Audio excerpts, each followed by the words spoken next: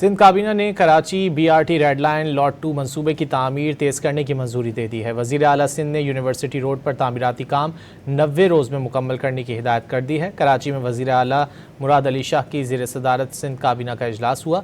सिंध काबीना ने Karachi BRT red line lot 2 मंसूबे की तामीर तेज़ करने की मंजूरी दे दी। Transport and mass transit department की अहम समरी काबीना ने मंजूर कर ली। BRT रेड लाइन लॉट 2 में ताख़ीर पर साबका जॉइंट वेंचर मुआहदा ख़त्म कर दिया गया। तरक्याती काम में ताख़ीर और नाक़िस कारकर्दगी पर पुराना कॉन्ट्रैक्ट मनसूख करके FWO को हंगामी बुनियादों पर मनसूबा सौंपने की मंजूरी दे दी गई है।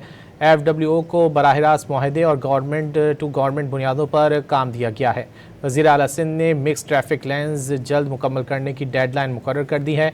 काबीना ने ट्रांस कराची को हंगामी बुनियादों पर ऑफ बजट फंड्स फराहम करने की मंजूरी दे दी है।